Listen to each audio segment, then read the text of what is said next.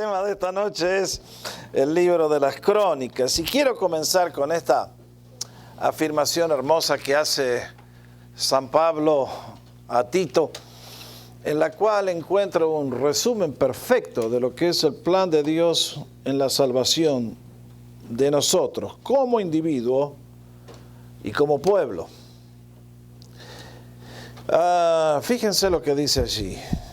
La gracia de Dios se ha manifestado para salvación a algunos de la humanidad, a toda la humanidad. Está abierta al alcance de todos. Y nos enseña que renunciando a la impiedad, o sea, no conocer a Dios, y a los deseos del mundo, que son los deseos de esta vida, vivamos en este siglo de una manera sobria, justa y piadosa. Cada término vale la pena analizarlo.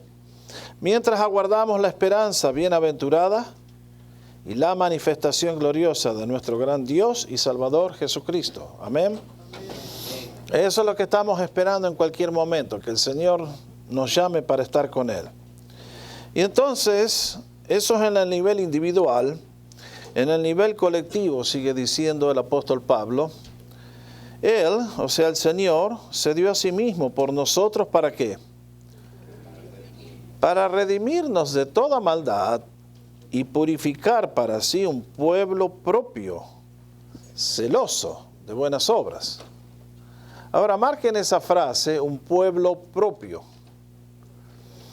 La salvación y la vida, la salvación es un regalo de Dios. La vida cristiana es fácil. Hay un esfuerzo que hacer, ¿no es cierto? Hay una lucha que todos tenemos. Es escalar el Everest todos los días, no hay ninguna duda. Ahora, si eso es difícil, armar un pueblo, ¿qué tal? ¿Es más fácil o el problema se agiganta, se incrementa de una manera que es imposible de medir? Pero este es el plan de Dios. Él está trabajando en edificar su iglesia, ¿no es cierto? Que es su familia y es un pueblo suyo que un día va a venir a buscar. Pero ese pueblo debe tener una característica. Debe ser celoso ¿de qué? De vivir una vida pasiva, una vida estática, vengo, cumplo los domingos y ya estoy. No, no es cierto. Cuando dice la palabra celoso de buenas obras, ¿cómo traduciríamos la palabra celoso? ¿Qué habrá querido decir el apóstol?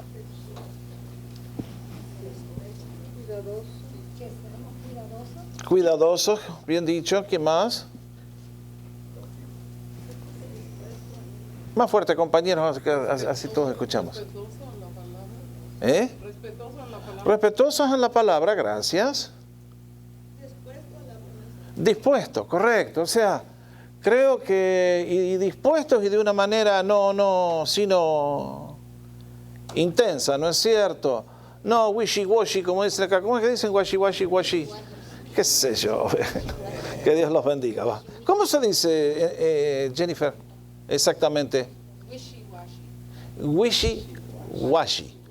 Wishy-washy. Voy a tratar de recordarlo. Gracias, querida. Ustedes saben, ¿no es cierto? No de una manera casual, indiferente con las obras, pero realmente de una manera intensa. Y este es un desafío grande, ¿no es así?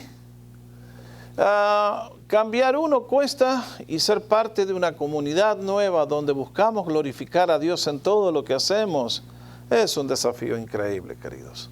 ¿Y por qué es difícil? Porque el pecado vive dentro nuestro y Satanás anda todo el día como un león rugiente buscando crear conflictos. Si hay algo que ilustra la historia del pueblo de Israel es que lograr ese objetivo es bastante complicadito. Ahí tienen un pueblo que fue escogido especialmente por Dios para cumplir una misión especial.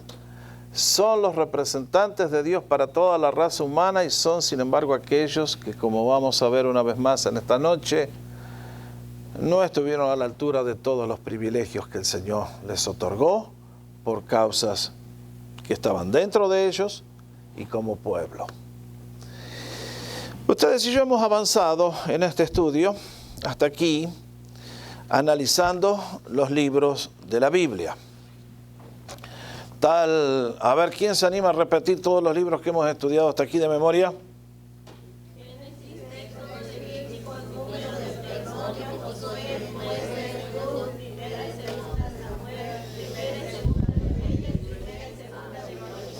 Gracias. Muy bueno, muy bueno. Y efectivamente, de acuerdo a cómo están los libros en nuestra Biblia, hemos cubierto los libros de la ley, escritos por Moisés, y luego comenzamos el análisis de los libros que nos cuentan la historia de la nación hebrea, comenzando con Josué, la conquista de la tierra prometida. Y cuando dejamos el estudio la semana pasada, vimos el período de la monarquía y cómo el pueblo va descendiendo en su relación con Dios, en sus propósitos, hasta que Dios finalmente los expulsa de la tierra. Y cuando terminamos el libro, quedamos con Israel en Babilonia. Allá ha habido 3 deportaciones y, bueno, qué historia tan triste. Lo que comenzó tan bien va a terminar de un modo tan triste. Ahora, ustedes y yo cuando comenzamos el estudio vimos que la historia desde el comienzo de la creación, digamos, la cubre el libro de Génesis, ¿no es cierto? Después tuvimos un paréntesis de un montonazo de años que Israel está en Egipto y reinicia la historia con el Éxodo y todos los libros que hemos estado viendo. Y entonces hemos seguido todos los años, todos los siglos, hasta aproximadamente por aquí, que llegó el libro de, hasta aquí, que es el libro de Segunda Reyes, que analizamos Ahora, en esta gráfica creo que al autor se le chispoteó, porque con Primera Crónicas comienza acá, pero honestamente si uno lee las genealogías, ¿dónde comienza Primera Crónicas? Vamos a ver que comienza desde el mismo punto que comienza Génesis. Por eso comienza de esa manera tan didáctica. Adán,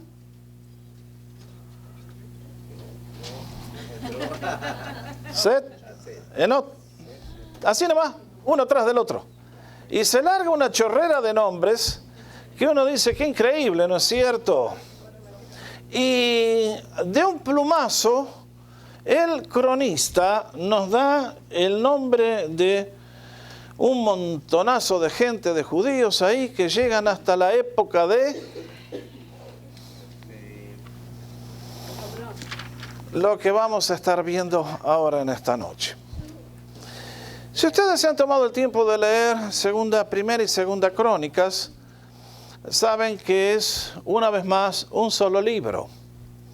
Y a diferencia con los anteriores, encontramos que hay una genealogía, si ya vamos a ver por qué, y vamos al último capítulo de Segunda Crónica. Si tienen sus Biblias, busquen, que a diferencia con Segunda de Reyes que vimos la semana pasada, hay 4 versículos que se agregan que hacen una diferencia gigantesca en el tiempo que cubre este libro. Digo este libro porque ustedes saben que Primera y Segunda Crónicas son un solo libro en el original, ¿correctamente? Correctamente, muy bien. Entonces, fíjense que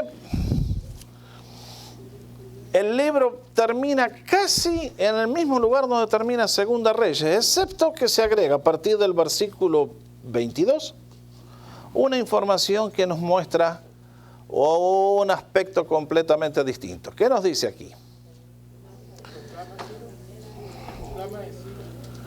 Muy bien, lo tienen todos, más al primer año de Ciro, rey de los persas, para que se cumpliese la palabra de Jehová por boca de Jeremías, Jehová despertó el espíritu de Ciro, rey de los persas. No, esa es una palabra que ustedes no conocen. En Argentina quiere decir un tipo medio que se viste mal, va. El cual hizo pregonar de palabra y también por escrito por todo su reino diciendo, así dice Ciro, rey de los persas. ¿De quién era rey Ciro? 3 veces en 2 frases. Si no se dio cuenta a esta altura, madre querida. Jehová, el Dios de los cielos, me ha dado todos los reinos de la tierra y Él me ha mandado que le edifique casa en Jerusalén que está en Judá. Quien haya entre ustedes de todo su pueblo, sea Jehová su Dios con él y suba. Hello, ¿dónde estamos ahora? Muy bien. Bueno, compañeros. Cuando ustedes y yo llegamos a este libro, estamos al final de este color que marca muy claramente la gráfica con el color rojo intenso, no sé qué color es este, magenta, no sé qué será. Y aquí ustedes se dan cuenta que hemos estado repasando la historia de Israel, vamos a ver, ya lo vamos a ver en un ratito, y concluye con la deportación, la dispersión, como le llamamos, a Babilonia, y ahí concluye el libro de los Reyes. Y Crónicas comienza acá, 70 años después. Han pasado 70 años los judíos en Babilonia en cautiverio. Y ahora el nuevo emperador que gobierna el mundo da un decreto. Los que pertenecen a este pueblo, Dios me ha dado una orden que le construya el templo y los que quieran ir, que Dios me los bendiga. Entonces, este libro se escribe 70 años después que los reyes terminaron. ¿Estamos de acuerdo? 70 años. Fueron 70 años de cautiverio. Ya vamos a ver por qué. Dios dijo que los iba a tener 70 años en Babilonia y después iba a mover su mano e iban a regresar a la tierra de la cual ahora eran expulsados. Ahora, en estos 70 años, ¿cómo se imaginan que habrá vivido la comunidad judía en Babilonia?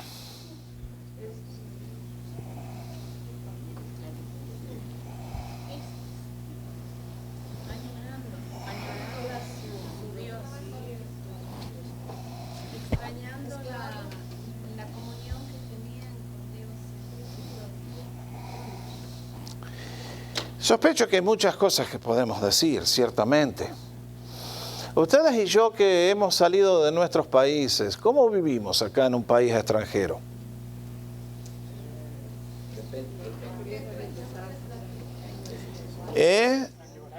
Por un lado, trabajamos porque tenemos que trabajar y nos mezclamos con todos los locales.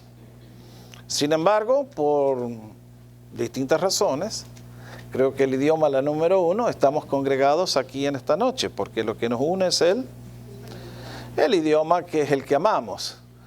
¿Cómo vivimos? Extrañando las cosas que dejamos atrás. Así que ser extranjero siempre ha sido la misma historia, básicamente, es complicado. Ahora, me imagino que el pueblo judío, cuando perdieron la tierra y fueron expulsados de la ciudad, con cuánto dolor y con cuánta tristeza tienen que haber salido. Pero llegaron a una tierra prometida, llegaron a la capital del imperio de aquel entonces, y voy a poner la gráfica para que... Ahí tienen ustedes, de Jerusalén, Nabucodonosor los arrastra por todo esto que era la media luna, fértil como se le llama, porque acá es todo desierto. Y entonces estas eran las rutas que se hacían y los trae a la ciudad de Babilonia, que está ahí al costado del río Éufrates, en el actual país de Irak, correctamente. Así que ahí se establecen. Es la capital del imperio. ¿Y los judíos son buenos para negocio? Y hay que comer, hay que vivir, y judío rápido empezó a hacer negocio. Pasan los años, nacen los hijos. ¿Y qué pasa? ¿Los chicos prefieren el idioma viejo o el idioma nuevo? Siempre hay una transición, ¿no es cierto? Y ¿dónde se iban a congregar? Tenían que trabajar, pero había que congregarse. Y así empezaron a aparecer las sinagogas. Un lugar chico donde se juntaban a leer la ley, a orar, etcétera, etcétera. Ahora, dentro de los que se fueron para Babilonia, ¿qué tipo de personas habrán ido? De toda clase, ¿no es cierto? Habrán ido ateos y blasfemos y habrán ido también gente piadosa, que se preocuparon, que servían en el templo y se preocuparon de llevar con ellos el libro de la ley, los registros, etcétera, etcétera. Entonces allá se establecen. Y en la sinagoga, ¿qué se hacía? Lo que se hace hasta el día de hoy. Se lee de los libros de la Biblia. Casi siempre un pedazo del Torah, la ley, un pedazo de los profetas, un pedazo de los escritos. Era la manera de mantener la fe. Ustedes vieron cómo los extranjeros siempre tratamos de mantener nuestras costumbres, ¿no? Comemos nuestras comidas, etcétera, etcétera. ¿Les parece que el pueblo judío habrá sido celoso de esas tradiciones? La circuncisión, es la gran señal distintiva de la nación, más vale. Y me imagino que no sé cuántos miles se habrán ido, de unos 10.000 dice la Biblia que se fueron. Se conocerían entre ellos. Me imagino que unos cuantos sí, Y entre ellos tendría que haber habido gente mayor, gente menor. Ahora, imagínese usted, tiene 30 años. Y se crió en Bagdad. Y iba a la sinagoga, lo llevaban de chiquito y un día usted escuchaba los relatos del abuelito que le contaba de ese templo en Jerusalén que era tan magnífico y tan hermoso, tan glorioso y que un día lo que pasó y cómo fue destruido y cómo fueron arrastrados y ahora vivían. Y usted tiene 30 años, nació en Babilonia, ha escuchado esas historias y un día escucha en CNN que el gobierno dice, bueno, a ver, el pueblo judío, el parlamento acá acaba de pasar una ley que todos los que quieran volver pueden hacerlo para edificar el templo en Jerusalén. ¿Qué hubiera hecho usted?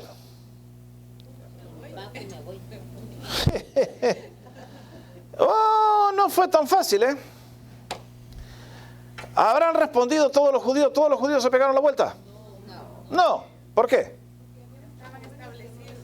Están establecidos, hay negocios, los hijos están en la escuela, los nietos.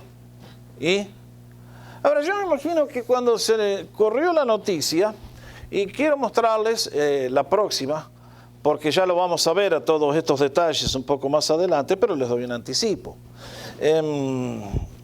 Ustedes ven, actualmente esto es todo Irak, y acá al lado, ¿quién está?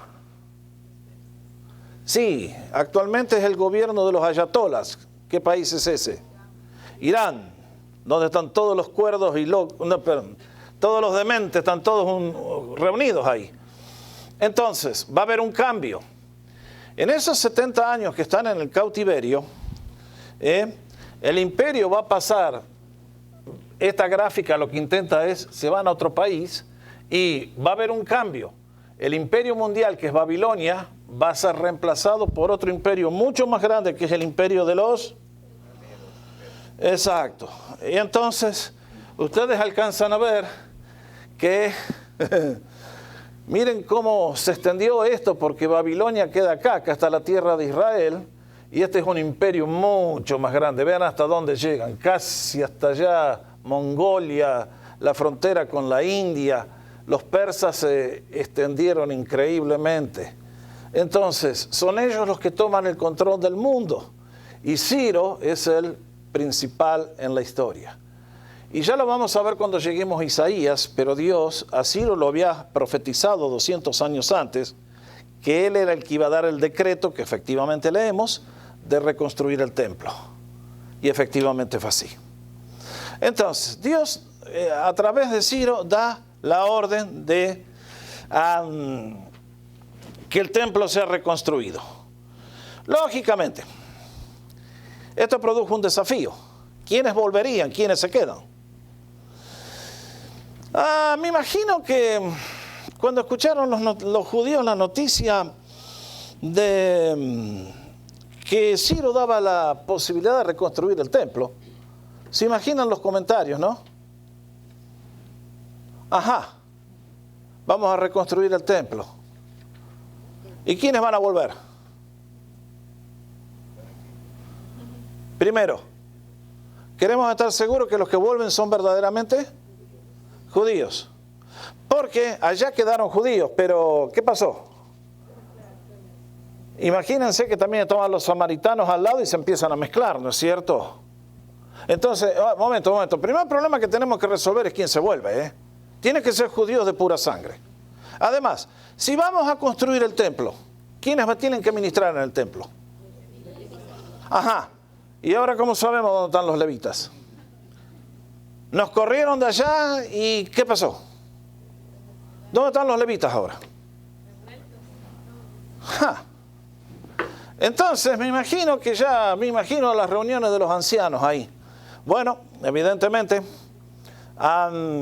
¿quién está acá de la familia sacerdotal que sabemos que quedó? De la familia de... Ajá. Y, Esdras, vos que sos escriba, Esdras, ¿por qué no te haces una investigación más o menos a ver de quién realmente es judío y quiénes estaban en el templo y qué tenían que hacer? Y quiénes son los que estaban con las canciones y quiénes eran los que tenían que manejar billete en templo para que no roben, tú sabes. Y entonces me imagino las charlas, y en esas charlas es que, como vamos a ver en el próximo libro, Esdras junto con Zorobabel son los que van a emprender la marcha de un contingente de 42,000 personas que vuelve a Jerusalén. Y entonces, me parece que le deben haber dicho a Esdras, vos que tenés toda la información y sos un erudito, ¿por qué no te componés un libro donde se pueda ver con exactitud quiénes son los que tienen que servir a Dios y deben volver? Y entonces ahí es que entendemos el libro de las Crónicas. Cuando ustedes y yo abrimos ese libro, vamos a ver en el bosquejo que les acabo de entregar que tiene básicamente 4 grandes secciones. Los primeros 9 capítulos están dedicados a las genealogías. Y uno dice, pero ¿y a quién le interesa esto? ¿Por qué Dios puso en la Biblia esos capítulos? Pero ¿por qué no los arrancamos? Para nosotros no tienen ningún sentido. Para el pueblo judío de ese momento, estaban discutiendo quién iba a servir y quiénes iban a ministrar. Miren si tenía importancia. Ahora, el pueblo judío, como vamos a ver en un momento, era un pueblo muy cuidadoso de sus cosas. Por momentos hicieron errores gigantes, por momentos hicieron aciertos inmensos. Ahora, cuando ustedes y yo nos acercamos a este libro, es que entonces vemos que tiene un propósito completamente distinto al de los que vimos anteriormente. Hay personas que los han leído y nos dicen, bueno, estos libros están de más, son mera repetición de lo que ya dijeron en Primera y Segunda Samuel y en Primera y Segunda Reyes. Tal es así que si ustedes recuerdan cuando estaban allá perdidos, sin Dios y sin ninguna esperanza, y leían la otra Biblia, ¿se acuerdan cómo se llama Primera y Segunda Crónicas?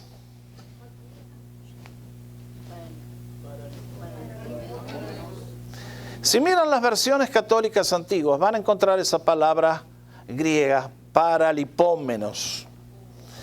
Las versiones nuevas, como la Biblia de Jerusalén, la llaman como nosotros, crónicas. ¿Qué quiere decir paralipómenos? Básicamente, omisiones. Se ve que cuando tradujeron la Biblia del hebreo al griego, el que armó la cosa dijo, bueno, evidentemente este libro cuenta todo lo que no contaron los otros. Y dijo, estas son las omisiones del otro y entonces ahora tapamos el agujero. No es ese el propósito por el cual fue escrito Crónicas. Ahora tenemos que entender varias cosas. que el pueblo tiene que volver a reconstruir ese templo y hay un gran problema. Cuando salieron al cautiverio, ¿eran nación independiente? Ya estaban bajo la bota de Babilonia, pero básicamente todavía tenían un reino, ¿es cierto? En la línea de David. Digamos que eran una nación y el trono estaba allí. Pero ahora, cuando regresen a Babilonia, ¿van a ser nación independiente? No. Van a ser bajo el dominio de los persas. Van a estar dentro del imperio. Entonces, lo que antes unificaba la nación, que era el ministerio del rey, ahora ¿quién lo tiene que cumplir? La vida religiosa, el templo. Ahora el templo tiene que pasar a ser el centro de la nación. Y entonces, cuando ustedes y yo nos acercamos a este libro, encontramos que si ustedes prestan atención, van a estar las genealogías, comenzando desde Adán, van a pasar rumbo a ver si tienen ahí el bosquejo que les entregué, tal vez lo pueden ver de una manera más gráfica. O si lo quieren hacer con la Biblia en la mano. Fíjense, el bosquejo analítico. Allí tal vez lo alcanzan a ver mejor. Fíjense que ocupan 9 capítulos, como he dicho, y comienza con Adán, va hasta Abraham, y después meten la descendencia de Edom, que es a través de Esaú, que no tiene nada que ver con la nación. Y luego trata a los hijos de Israel, quienes descendieron de Judá, las diferentes tribus. En el capítulo 7 tenemos la lista de los que regresaron de Babilonia. Y a través de todo esto vemos el interés del cronista en decirnos de dónde viene toda esta descendencia y por qué los que volvieron tenían derecho a volver y hacer las cosas que hacían. Ahora, cuando vimos Primera y Segunda Reyes, vimos el reinado de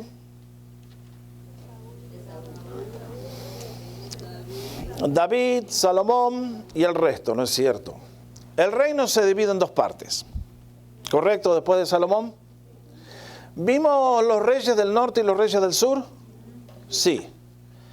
En Crónicas, ¿vamos a ver los reyes del norte? No. ¿Por qué? Porque fueron dispersados hace ya más de 250 años, no pertenecen a la línea davídica. ¿Y qué hicieron ellos? ¿Ellos fueron los que fueron parte de la construcción del templo? No, más vale se hicieron todos idólatras. Entonces el cronista va a trazar la línea del rey David. Y va a agregar un montón de detalles en cuanto a cada uno de esos reyes hicieron en relación al templo. Vamos por parte. En el reinado de David, por ejemplo, comienza el segundo bloque de las crónicas. Fíjense que apenas hay una mención de Saúl. Cuando muere son 14 versículos. Al cronista no le interesa la vida de Saúl. That's it. Chao. Bye. Bye bye. Él apenas lo menciona por ser el primer rey. Ahora, cuando comienza el reinado de David, vamos a notar varias cosas. Que al cronista no le interesan los aspectos negativos de la vida de David. Ni le interesan tampoco los detalles de la niñez. Cómo derrotó a Goliat. Cómo fue perseguido por Saúl. ¿Le interesa eso? No. Va directamente a cuando David es coronado como rey. Y entonces nos cuenta la conquista de Jerusalén, los valientes de David, el ejército de David. Pero lo principal en la vida de David es, como analizábamos la semana pasada, que David, si es el hombre según el corazón de Dios, es porque él tenía en su corazón que exaltar al Señor en todo lo que hacía con su vida. Y entonces, ¿qué encontramos? Que el arca, ¿se acuerdan? Por allá la llevaron a una batalla y quedó tirada, perdida en un campo. ¿Y a Saúl le importó traer el arca de regreso? Nada que ver con nada. Como él andaba en otra cosa, el arca que se queda allá. Y lo primero que hizo David, apenas conquistó Jerusalén, ¿qué fue? Tenemos que traer el arca. ¿Qué es esta barbaridad? Que el centro de la presencia de Dios para la nación está tirada en un campo allá. Entonces, ahí tenemos el relato de cómo David ordena que el arca llega a Jerusalén. Y allí tienen los detalles, cómo la traen desde Kiriat Jearim a Obed Edom, y cómo lo fusilaron a Asa, ¿se acuerdan? Porque el arca media se movió y la quiso sujetar y Dios lo fulminó. Entonces tuvieron que aprender que el arca tenía que ser tocada solamente por los levitas, tenía que ser hecho de la manera correcta, no era suficiente la buena intención. Allí tenemos un hermoso salmo que David canta el día que traen el arca a Jerusalén. Los levitas toman el servicio, aunque está solamente debajo de una lona, y David tiene el deseo de construir el templo. Ese es su gran deseo. Y entonces luego nos cuentan algunas de las conquistas militares de David, pero vean la última parte, de los capítulos 21 al 29. ¿Qué le interesa al cronista? La obra que David hizo en relación al templo.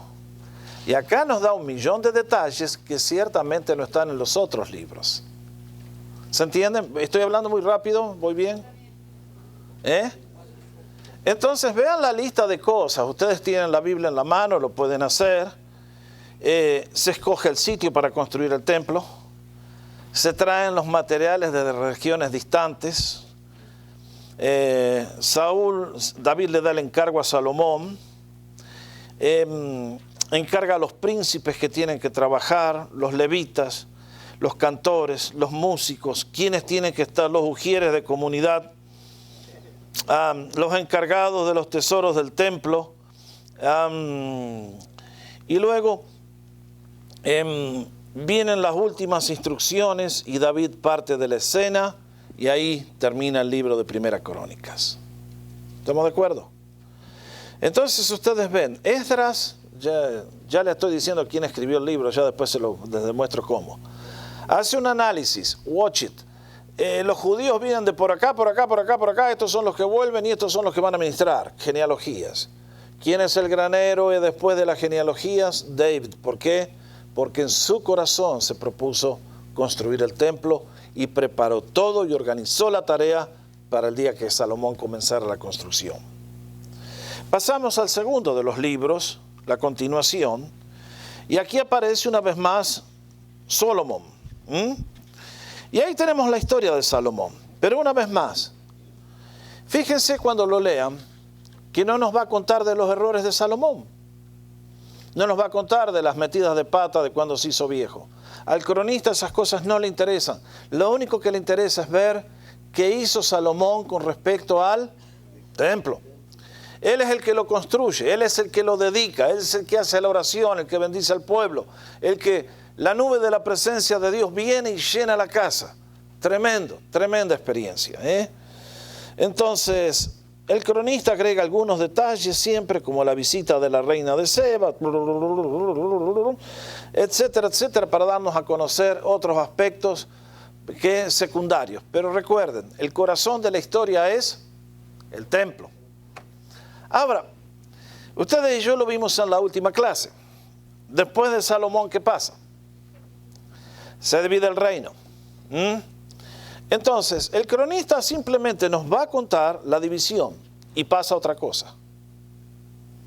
Ahora, creo que aquí comienza una etapa que si siguen el bosquejo lo van a ver mucho mejor. Y es que mientras el reino del norte se hacen todos paganos, idólatras, sin querer también de a poquito la influencia de las tribus locales, de las culturas locales malas del norte, comienzan a meterse también en el reino de Judá.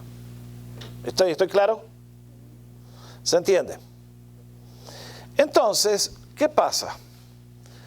que en el reino de Judá, volviendo a la gráfica anterior, ahí estamos, todos estos, ya lo dijimos, Jeroboam, para que la gente no se le venga a Jerusalén, puso en Dan y Betel un sistema idolátrico. Y todos estos reyes fueron uno peor que el otro, y finalmente Dios los echó y se perdieron para siempre. Pero acá, aunque el proceso es mucho más lento, mucho más largo, recorrieron la misma ruta. Y ustedes encuentran este fenómeno en el relato de Crónicas, que nos cuenta un rey que hizo algo bueno y luego parece que vienen tres que hacen algo malo. Y luego viene otro que hace bueno y otros 3 o 4 que hacen mal. Y otro que hace bueno y 3 o 4 que hacen mal. Y los que hacen bueno son considerados buenos, ¿por qué? Porque obedecen la idolatría. Intentaron llevar a la gente de regreso. Y la nación va a decaer tanto que otra vez más, ¿cuál fue la gran clave de Ezequías y de Josías?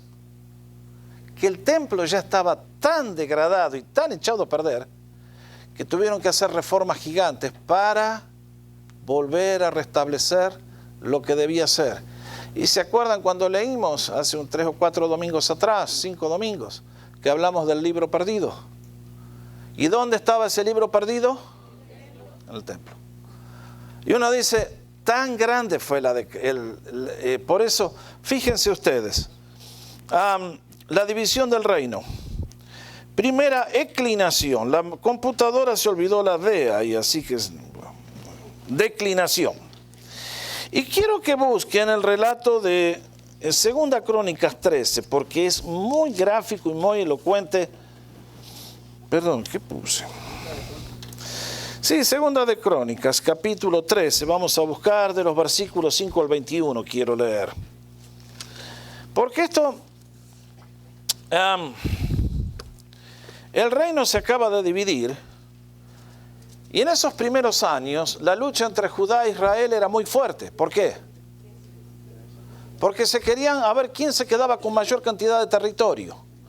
Y entonces ahora, en este relato, Jeroboam, que está acá, en el norte, y es el idólatra y el malo y el perverso, y Abías, que es el segundo rey que tiene Judá. ¿Vamos bien? Vamos a leer el relato. Vean lo que pasa. Van a ir a la guerra entre ellos, entre hermanos ahora se acuchillean. A los 18 años del rey Jeroboam, reinó Abías sobre Judá. ¿Se entiende? El reino del sur. Y reinó 3 años en Jerusalén. El nombre de su mamá fue Micaías. Y hubo guerra entre Abías y Jeroboam. Entonces Abías ordenó batalla con un ejército de 400,000 hombres de guerra, valerosos y escogidos. Y Jeroboam ordenó batalla contra él con... Ay, que esto está bravo. Este es el doble. Y no eran nada, eran escogidos y fuertes y valerosos. Y se levantó Abías sobre el monte de Semaraim, que está en los montes de Efraín, y dijo: escúchame, pibe, y todo Israel. ¿No saben ustedes que Jehová, Dios de Israel, dio el reino a David sobre Israel para siempre, a él y a sus hijos, bajo pacto de sal? ¿Sabían cómo se firmaba? ¿Qué es eso, no? Un pacto de sal, ¿sabían cómo se hacía? Ok. Tendríamos que hacer en los casamientos. Los casamientos se hacían así. La historia de Ruth, léanlo, está ahí. ¿Qué hacían? Que el novio, la sal era barata, no era costosa. Y la novia, traían cada uno un cuero atadito con sal adentro. Y cuando no había anillos de oro, lo que hacían era un pacto de sal. Y entonces ella traía su paquetito de sal, él traía su paquetito de sal. Y entonces sacaban granos del paquetito de ella y lo ponían en el paquetito de él. Y luego a él le decían: ¿y vos qué tenés para darle a tu novia? Y yo traje también sal y vamos a sacar de mi paquetito y lo voy a poner acá. Entonces el símbolo era muy simple. Una vez que los granos de sal se mezclaban con los de Acarim, ¿era posible reconocerlos? Es lo que decía, así de indisoluble es el vínculo matrimonial. ¿Se entiende? Bueno, ahora a ver, ¿quién es el próximo que se casa? Ya sabe lo que puede hacer. Ok. Entonces, Abías le recuerda a la nación que Dios hizo el pacto con David, aunque no hubo un intercambio de paquetitos. Era tan seria la cosa como si hubiera sido un pacto de sal. Seguimos. Pero Jeroboam, hijo de Nabat, siervo de Salomón, hijo de David, se levantó y rebeló contra su señor. Y se juntaron con él hombres vanos y perversos y pudieron más que Roboam, hijo de Salomón. Porque Roboam era joven y pusilánime. Este era tierno. Quiere decir un tipo... le gustaban las rosas. Y ahora ustedes tratan de resistir al reino de Jehová en manos de los hijos de David, porque son muchos, y tienen con ustedes los becerros de oro que Jeroboam se hizo por dioses. ¿No han arrojado ustedes a los sacerdotes de Jehová, a los hijos de Aarón y a los levitas, y se han designado sacerdotes a la manera de los pueblos de otras tierras, para que cualquiera venga a consagrarse con un becerro y 7 carneros, y así sea sacerdote de los que no son dioses? Es decir, quiere aplicar a la posición de sacerdote, traiga 7 corderitos, hacemos un asado y ya está nombrado. Qué interesante.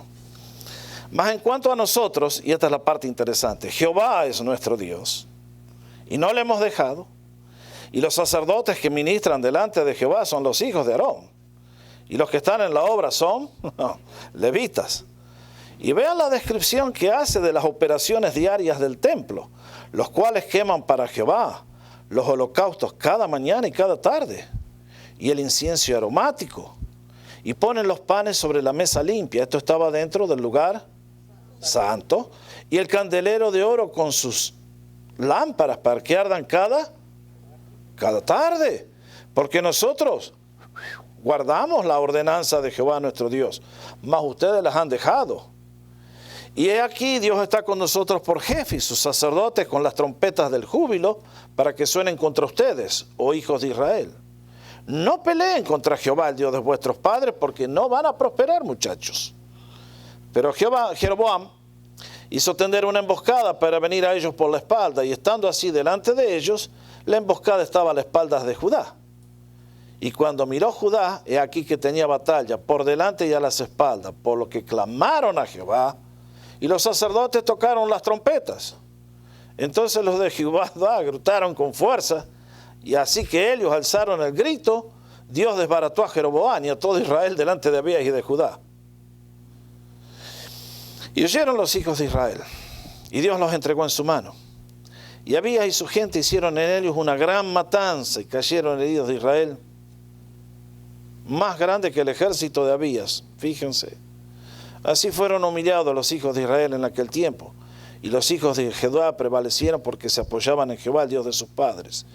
Y etcétera, etcétera, etcétera. Pero ustedes se dan cuenta de lo que está diciendo. Acá Abías está diciendo, nosotros le damos prioridad al templo. Es fundamental para nosotros. Ustedes se han apartado y a partir de ahora la pierden siempre. Y efectivamente fue así. Ahora, Abías, dentro de todo, fue un buen rey. Y su hijo que le continúa, Asa, lean la historia, fue un muy buen rey también. Pero sin embargo, fíjense que están en la primera declinación porque empiezan a aparecer lugares altos de adoración a los demonios. Entonces, luego de Asa viene Josafat, que lean la historia y es apasionante. Pero luego que pasa Josafat, las cosas comienzan a desmejorarse. Joram se casa con la hija de Acab. ¿Qué tenía en la cabeza ese muchacho para hacer eso? Acab fue el peor de las tribus del norte. Y este va y se casa, de relajo. Después hay una revolución y toma el control Atalías, una mujer. En fin, sigamos a la próxima etapa. Lean ustedes el relato. Yo no se los quiero contar, no les quiero privar el beneficio a ustedes de la lectura. Pero la línea davídica sobrevive con un niño escondido en el templo por 6 años. Tremendo. Pero viene Joás, que es justamente el niño que preservaron. Y tiene un mentor que se llama, ahí está el nombre, Joiada, que mientras fue su mentor, la nación para arriba. Murió Joiada y otra vez de vuelta para abajo. Joás, mientras estuvo acompañado, anduvo bien. El día que se fue de la casa, la regó completamente. Hizo todos los pecados de los demás. Y empieza la otra etapa de declinación. Es increíble porque Usías fue un buen rey. Este es el rey que está gobernando, ya lo vamos a ver cuando estudiemos Isaías. Y en esos 52 años la nación prosperó, fue firme, fue fuerte. Pero Usías, en los últimos años de su vida, ¿se acuerdan lo que le pasó? Terminó leproso por abusar del poder. Un día se fue a meter al templo a ofrecer incienso. Y los sacerdotes le dijeron, rey, no haga eso porque se la pegan. Y el tipo dijo, no, ¿a mí qué? Y Dios lo tocó y quedó leproso. Y después de ahí, fíjense en lo que es el poder de los resentimientos. Si ustedes se fijan, Jotam y Acaz no pisaron el templo nunca más y empezaron a hacer desmanes. Un desmadre total. Increíblemente de Acaz, que es un perverso, nace un tipo extraordinario como es Ezequías. Y entonces viene esta gran reforma, que se restablece el culto en el templo. Después de décadas se vuelve a celebrar la Pascua. Y sin embargo, tiene que pasar un momento difícil, ya lo vamos a ver. Pero después de Ezequías, aparecen dos, uno peor que el otro, Manasés y Amón. Increíblemente, a pesar de ser Amón un perverso, tiene un buen hijo que es Josías. Y es él el que comienza las reformas del templo. Y ahí es que aparece el libro de la ley. Pero sin embargo, Josías muere, muy jovencito, lamentablemente. Y entonces vino el cautiverio y toda la historia que ya conocemos. Y entonces, el templo queda arrasado por Nabucodonosor. Y ahora pasan 70 años y hay que reconstruir el templo, porque ¿quién es el que está moviendo las cosas?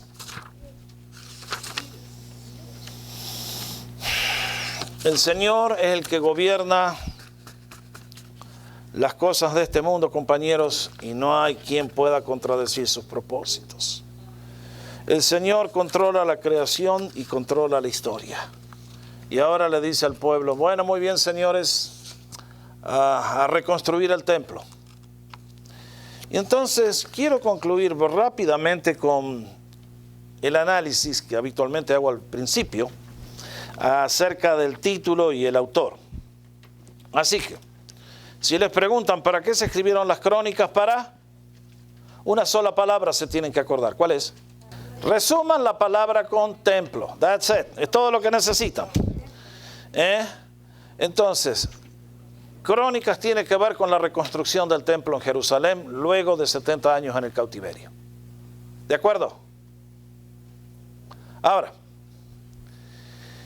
el título del libro en el hebreo es ese que está anotado allí, las palabras de los libros. Cuando fue traducido al griego le pusieron paralipómenos, y cuando se tradujeron al latín se le puso crónicas. Ahora, cuando uno habla del autor del libro, es interesante ver cómo los judíos colocaron el orden de los libros, a diferencia con nosotros. Nosotros tenemos los primeros 5 libros de la Biblia, idénticos, pero después vimos que ellos colocaron los profetas anteriores porque dicen que estos 4 libros fueron escritos por profetas. Y luego hablan de los profetas mayores que son para nosotros. Estos ya los vamos a ver. Pero luego, qué interesante, que lo que para nosotros continúa aquí, para ellos abrieron esta sección, que es los libros históricos. Y en ella hay básicamente 3 libros. Daniel, Esdras, Nehemías, que forman un solo libro, and Chronicles. ¿De acuerdo? Qué interesante, ¿no? Es como que los judíos dijeron, bueno, efectivamente, acá comienza la cosa, acá termina la historia. Todo el resto entra dentro de estas 2 puntas. Y el autor de estos libros, ¿quién habrá sido? Muy bien. Vamos a la Biblia de vuelta. Vamos a los versículos que leímos hace un ratito atrás, el decreto de Ciro. Segunda Crónicas 36.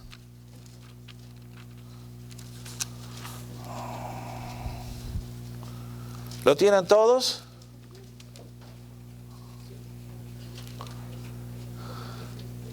¿Estáis todos vosotros en la misma página? Vamos, ¿no es cierto? Como dice el versículo 22, mas al primer año de Ciro, rey de los persas, y ya lo leímos, pasen al comienzo de Esdras. ¿Qué leemos?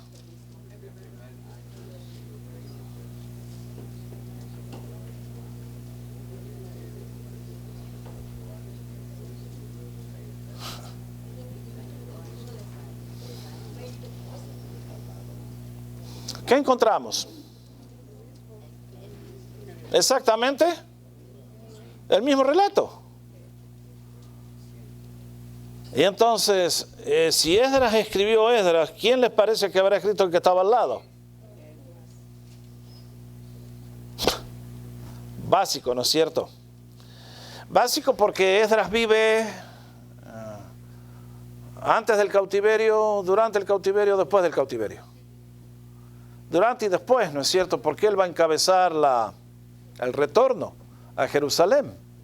Entonces, uno se encuentra con que es evidentemente la misma mano, el mismo autor que está escribiendo los libros. Y ciertamente la tradición judía se lo atribuye a Esdras. Y no hay ningún problema en eso, lo entendemos muy bien. No veo ninguna razón para desacreditar a Esdras. Por lo que uno lee, cuando uno lee el libro de Esdras y Nehemías, Esdras era un erudito en las escrituras y evidentemente era un hombre que tenía muchas capacidades.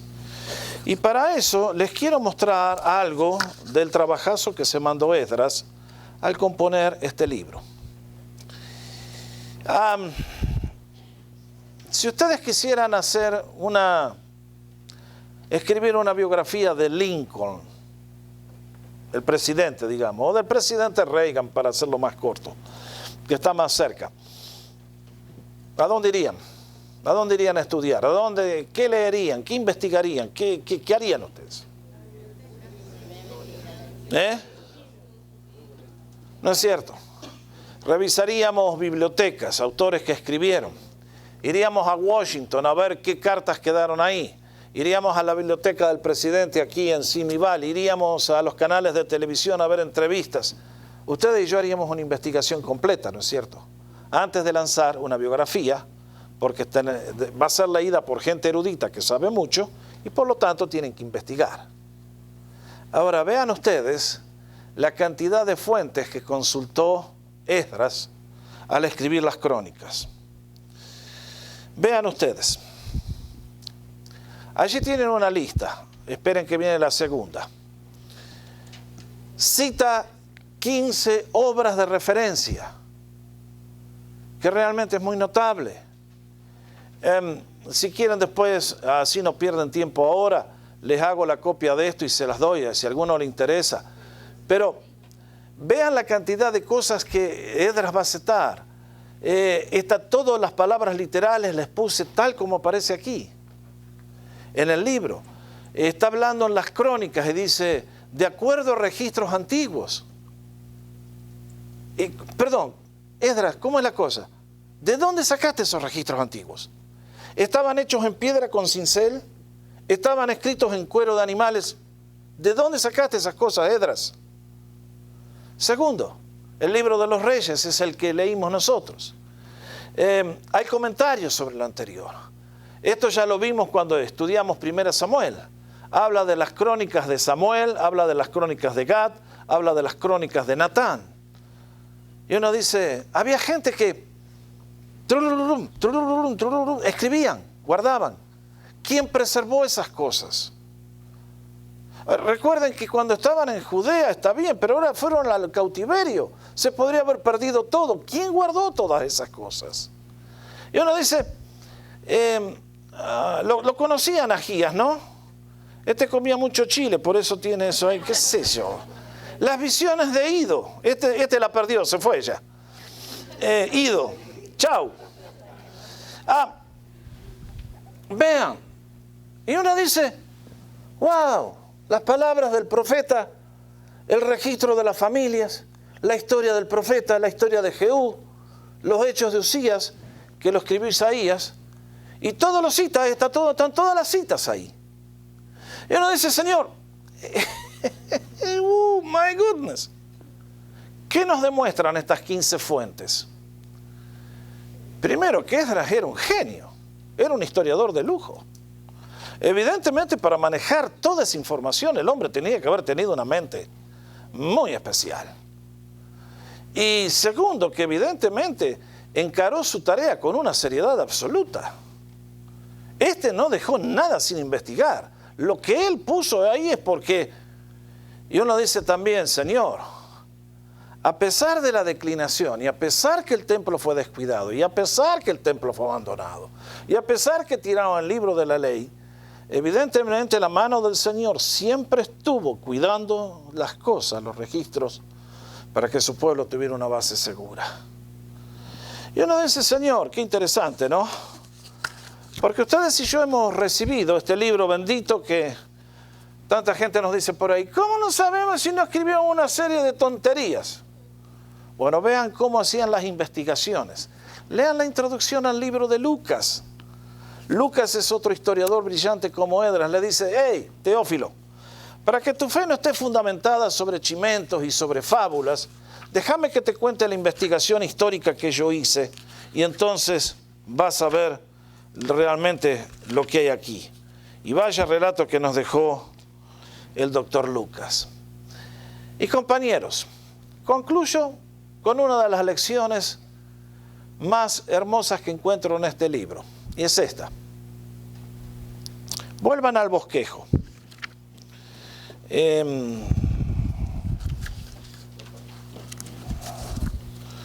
Al bosquejo analítico.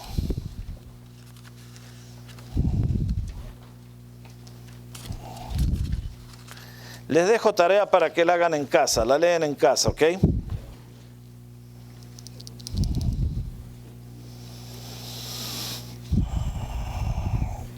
La lección es esta. Cuando están leyendo en casa, lean, les dije que en los reyes de Judá, después de que el reino se divide, vienen los reyes de Judá, ¿no es cierto? Y que de a poquito fue la cosa bajando. Sin embargo, hubo reyes que intentaron reformas. ¿Quiénes fueron ellos? Leímos a Abías, luego viene Josafat, luego viene, tenemos prácticamente que Joás no tiene problemas, tenemos que llegar al punto G donde dice Ezequías, y después Josías. Y si ustedes notan, ¿les dije bien? Abías, Josafat. Sí, pero ese no entra dentro de lo que estoy tratando de decir. Es esto, a esto voy. Que todos los que intentaron hacer reformas tuvieron ataques externos de ejércitos invasores. Tuvieron que ir a la guerra. Y cada uno de ellos tuvo que pasar momentos de angustia Uy, muy feo. Y sin embargo, si ustedes encuentran, lean el relato, leímos el relato de Abías, porque tiene que ir a pelear con 400 contra 800,000. Les hubiera gustado estar en esa posición. Ahí están emboscados. Y sin embargo, aquel pueblo ora y Dios da la victoria. Lean 2 Crónicas 20. Josafat está reinando en paz y de repente, ¡pum!, un ejército de africanos. Y ahí va la cosa, parece que se los van a comer crudos. ¡Boom! Asa era el otro, que la pasó mal. A Asa lo invadieron los etíopes. Lean la oración de Asa. Y finalmente la peor de todas es la que le toca pasar a Ezequías. Cuando el rey de Asiria se le viene con 200,000 personas a sitiar Jerusalén. Y entonces es en esos momentos cuando Ezequías eleva esa tremenda oración y Dios hace una tremenda liberación. Léanlo en casa, compañeros. Es demasiado para mí contarles todas esas historias, pero quiero concluir con esta afirmación. Que nuestra historia y nuestro destino serán en proporción a nuestra fidelidad al llamado que hemos recibido de Dios. ¿Se entiende lo que digo? El pueblo de Israel fue llamado por Dios para ser un pueblo especial en la tierra. Todos los otros pueblos eran paganos. Dios eligió solamente al pueblo de Israel para revelarse a ellos. ¿Y qué tenían que ser ellos? De acuerdo a lo que leímos en Éxodo 19, un reino de sacerdotes que tenían que dar a conocer la gloria de Dios. Y mientras ellos cumplieran ese llamado, el destino de ellos sería cada vez mejor. Y uno dice, Señor, qué lucha, ¿no? Qué tremendo. Dios nos toma muy en serio a nosotros, queridos. Dios no nos considera basura. No. Dios nos considera que somos personas valiosísimas. Y cuando nos redime, nos coloca en la categoría de hijos. Y uno dice, Señor, esto es glorioso. Y entonces, ¿por qué Israel, un elevado porcentaje, ojo, no todos, pierden el rumbo completamente y la nación le pasa lo que le pasa? Y uno dice, bueno, Señor, evidentemente en tus planes siempre tú te manejas con un remanente fiel. Porque dentro del pueblo no todos fueron idólatras, pero a muchos que eran fieles les tocó irse en el cautiverio. No se salvaron de la disciplina.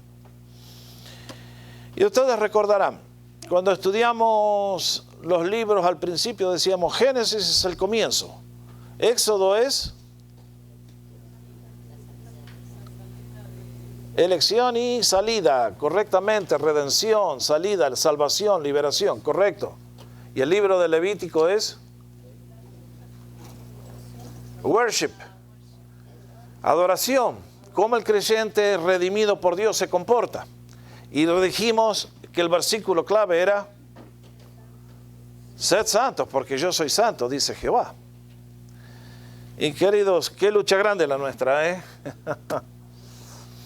El mal nos sigue, el pecado es más atractivo, las cosas de este mundo entretienen más. Por lo tanto, compañeros, si entiendo algo de la historia de esta nación, continuemos luchando. No bajes los brazos, porque si tú te aflojas, eres tú, es tu descendencia, son millares que vienen atrás que reciben el daño. Por lo tanto, que la historia de Crónicas nos aliente a todos a saber que el Señor, todas las cosas de este mundo le son indiferentes. Si tú quieres vivir en Los Ángeles, al Señor, fine. ¿Te querés ir a vivir a Alaska? Fine, hermano. ¿Querés vivir en un barrio, en el otro? Fine. ¿Querés dedicarte a esto o lo otro? Fine. Pero al Señor le interesa siempre, ¿qué cosa? El templo. El templo. Nuestra relación con Él. Por eso, ahora que cuando ustedes y yo vemos la vida del Señor, el día que llegó a Jesús ya como el rey para dictaminar el juicio, llegó un día domingo, ¿y qué fue lo primero que hizo el día lunes?